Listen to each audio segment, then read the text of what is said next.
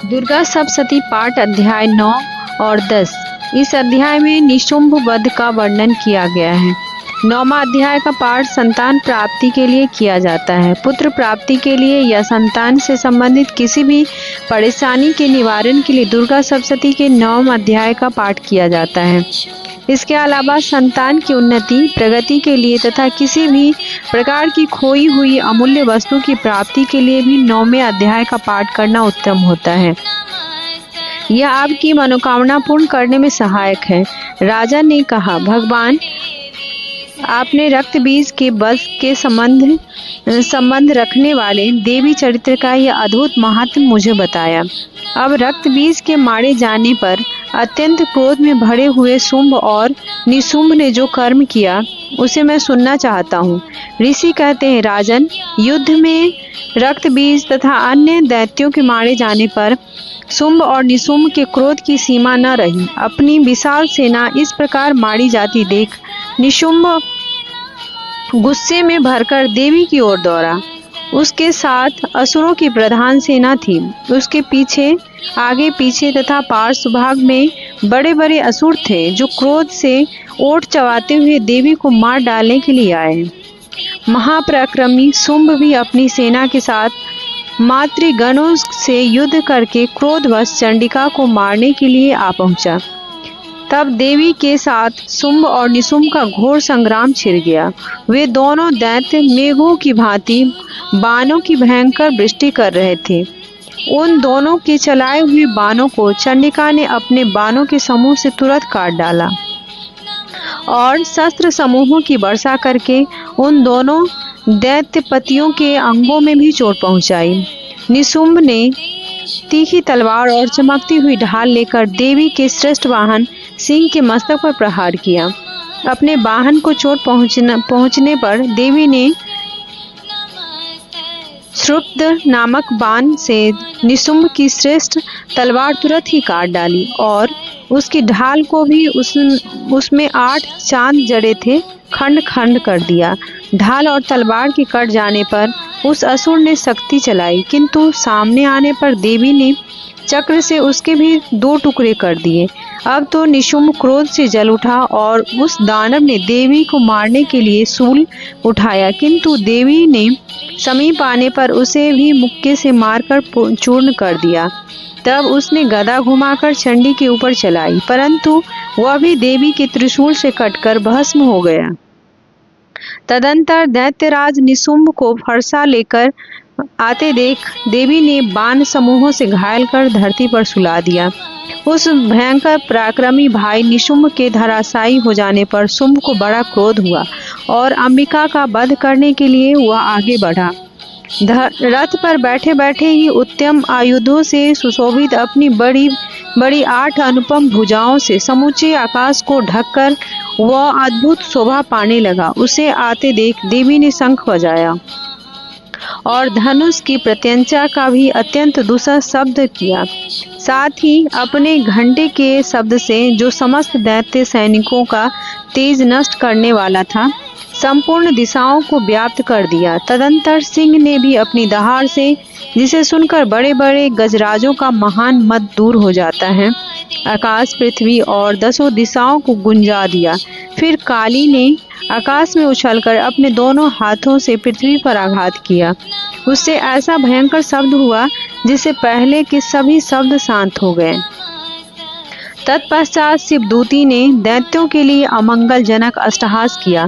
इन शब्दों को सुनकर समस्त असुर थर्रा उठे, किंतु शुंभ को बड़ा क्रोध हुआ। उस समय देवी ने जब शुंभ को लक्ष्य करके कहा, ओ दुरात्मा, खड़ा रह, खड़ा रह।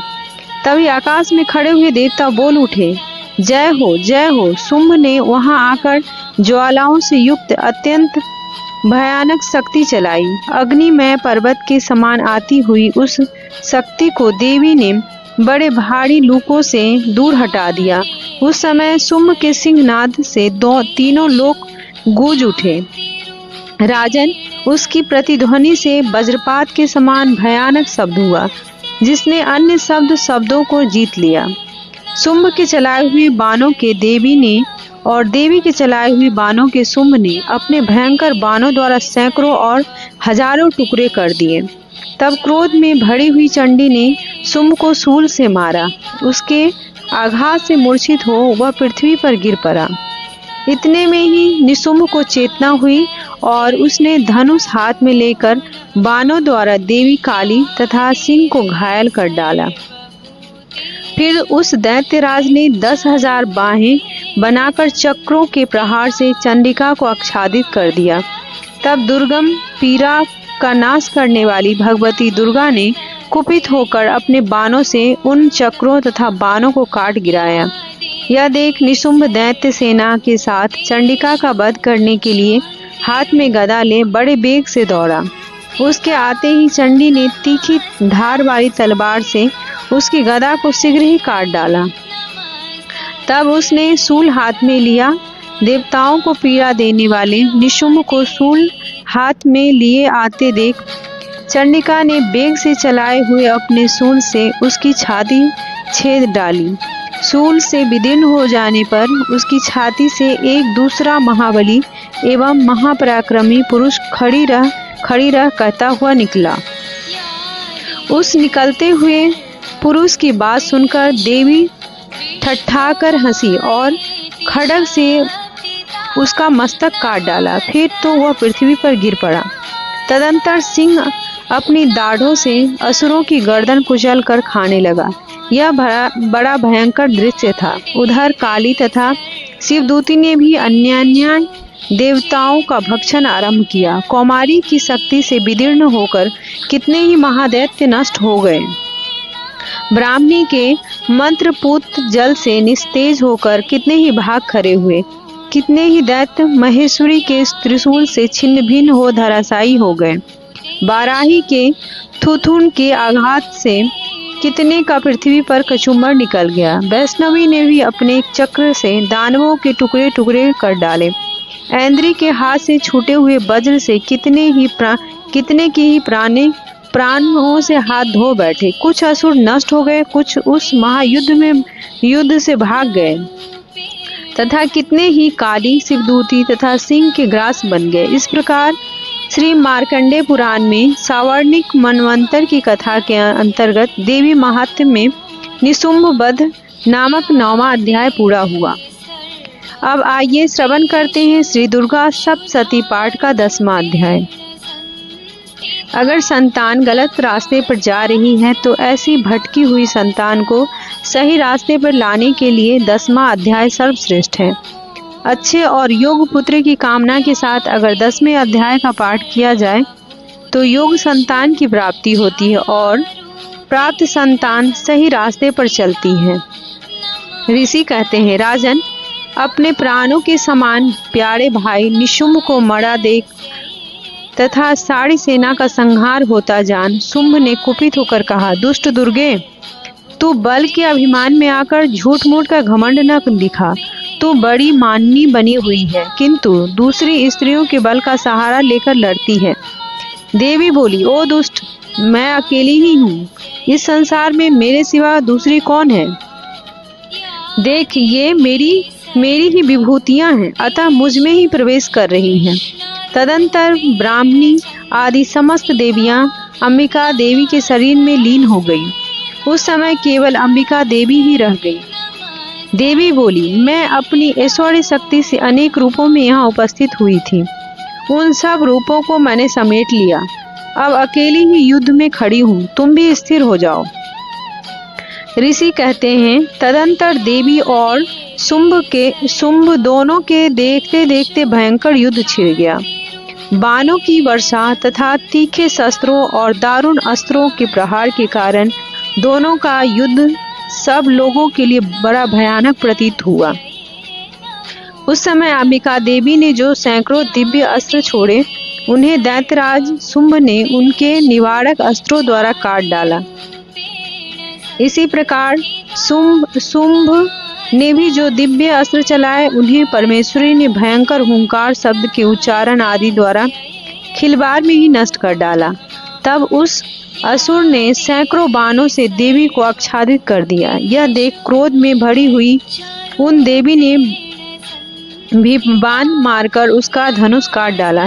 धनुष कट जाने पर फिर दैत्यराज ने शक्ति हाथ में ली, किंतु देवी ने चक्र से उसके हाथ की शक्ति को भी काट गिराया। तत्पश्चात दैत्यों के स्वामी शुंभ ने 100 चांद वाली चमकती हुई ढाल और तलवार हाथ में ले उस देवी पर धावा किया। उसके आते ही चंडिका ने अपने धनुष से छोड़े हुए तीखे बाणों द्वारा उसकी सूर्य किरणों के समान उज्जवल ढाल और तलवार को तुरंत काट दिया। फिर उस दैत्य के घोड़े और सारथी मारे गए। धनुष तो पहले ही कट चुका था, अब उसने अंबिका को मारने के लिए भयंकर मुदुर हाथ में लिया। उसे आते देख देवी ने अपने तीक्ष्ण बाणों से उसका मुदुर भी काट डाला। उस पर वह असुर मुक्के तानकर बड़े बेग से देवी की ओर झपटा। उस दैत्यराज ने देवी की छाती में मुक्का मारा, तब उन देवी ने भी उसकी छाती में एक चाटा जड़ दिया। देवी का थप्पड़ खाकर दैत्यराज शुंभ पृथ्वी पर गिर पड़ा, किंतु पुनः सहसा पूर्ववत उठ खड़ा हो गया। फिर वह उछला और देवी को ऊपर ले जाकर आकाश में खड़ा हो गया। तब चंडिका आकाश में भी बिना किसी आधार के ही शुंभ के साथ युद्ध करने लगी। उस समय दैत्य और चंडिका आकाश में एक दूसरे से लड़ने लगी। उनका यह युद्ध पहले सिद्ध और मुनियों को विस्मय में डालने वाला हुआ। फिर अंबिका ने शुंभ के साथ बहुत देर तक युद्ध करने के पश्चात उसे उठाकर घुमाया और पृथ्वी पर पटक दिया। पटक के जाने पर पृथ्वी पर आने के बाद दुरात्मा दैत्य पुनः चंडिका का वध करने के लिए उनकी ओर बड़े बेग से दौड़ा। तब समस्त दैत्यों के राजा शुंभ को अपनी ओर आते देख देवी ने त्रिशूल से उसकी छाती छेदकर उसे पृथ्वी पर गिरा दिया। देवी के शूल की धार से घायल होने पर उसके प्राण पखेरु उड़ गए और वह समुद्रों, द्वीपों तथा पर्वतों सहित समूची पृथ्वी को कपाता हुआ पृथ्वी पर गिर पड़ा। तदंतर उस दुरात्मा के मारे जाने पर संपूर्ण जगत प्रसन्न और पूर्ण स्वस्थ हो गया तथा आकाश स्वच्छ दिखाई देने लगा। पहले जो उत्पात सूचक मेघ और उल्कापात होते थे वे सब शांत हो गए तथा उस दैत्य के मारे जाने पर नदियां भी ठीक मार्ग से बहने लगी। उस समय शुंभ की मृत्यु के बाद संपूर्ण देवताओं का हृदय हर्ष से भर गया और गंधर्वगण मधुर गीत गाने लगे। दूसरे गंधर्व बाजा बजाने लगे और अप्सराएं नाचने लगी। पवित्र वायु बहने लगी। सूर्य की प्रभा उत्तम हो गई। अग्निशाला की बुझी हुई आग अपने आप प्रज्वलित हो उठी तथा संपूर्ण दिशाओं के भयंकर शब्द शांत हो गए। इस प्रकार श्री मार्कंडेय पुराण में मनवंतर की कथा के अंतर्गत देवी महात्म्य में शुंभवध नामक 10वां अध्याय पूरा हुआ। आशा करती हूँ कि ये वीडियो आपको पसंद आई होगी। अगर वीडियो पसंद आई हो तो चैनल को लाइक और सब्सक्राइब कर दें और शेयर करना ना भूलें और कमेंट में जय माता दी जरूर लिखें। जय माता दी। धन्यवाद।